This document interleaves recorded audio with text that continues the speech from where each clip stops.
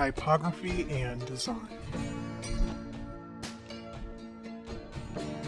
There's two main different types of type styles, one serif and one is sans serif. Serifs have these little tails at the end that help to accentuate the letter or character. Serifs are helpful when there's a large amount of text that's smaller. The serifs act as accents on the character and helps the reader distinguish the letters much easier. Sans serifs lack these little accents.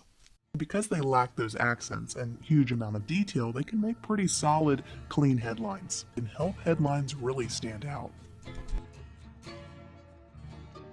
A third category to fonts is script fonts, and they are everywhere. Script fonts have their own special use in design, and they can help add a more natural look with their smooth lines and lack of strict angles.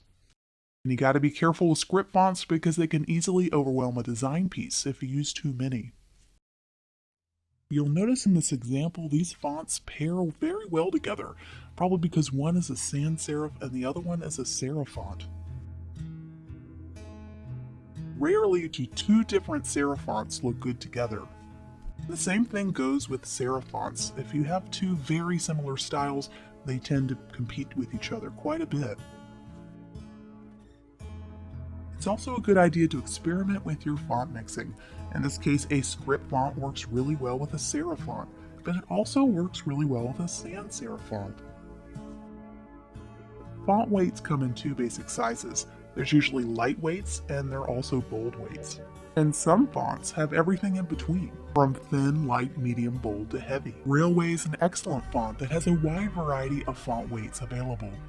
Helvetica is another fine example of a font that has a wide variety of weights available, and it gives you lots of options and flexibility when you're creating your design. That's why Helvetica is used so much in design, and Gill Sans is another great example. You'll notice when you use two different weights in the same font family, you notice they pair very well together and provide a balance to your typography. And spacing makes all the difference. There's default spacing, which you're seeing right here, which is the default spacing between the characters. If you widen the gaps between the characters, you'll notice it starts to take on a different characteristic. In this case, it can take on a more elegant look with those wider gaps. There's also tight spacing, which has its own use in design. If you want to be loud and bold, it can really get your attention. You start to tighten that spacing. Some fonts do not work well with certain spacing. Take for instance lowercase letters.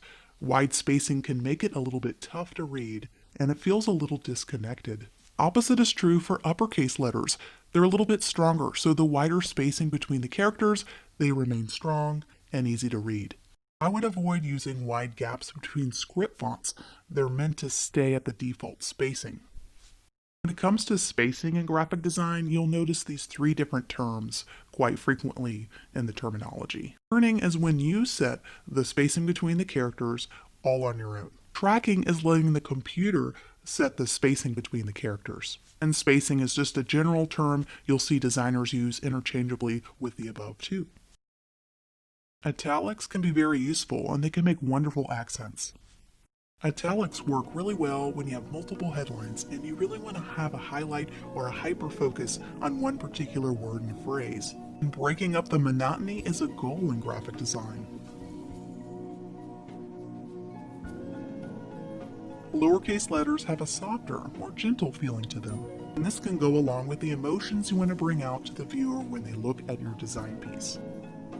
All capital letters can look really good on headlines, but they tend to have a more stronger feeling to them. In some cases, this may not be what you want your viewer to feel, and sometimes it's necessary for grabbing one's attention. And as you'll find with everything in design, balance is key, and having a mix of lowercase, uppercase, and different font styles really helps to bring everything together. Find ways to shake up your typography usage by using a wonderful combination of serif and sans serif fonts together, using a mix of capital and lowercase. This ensures your design is interesting, unique, and diverse.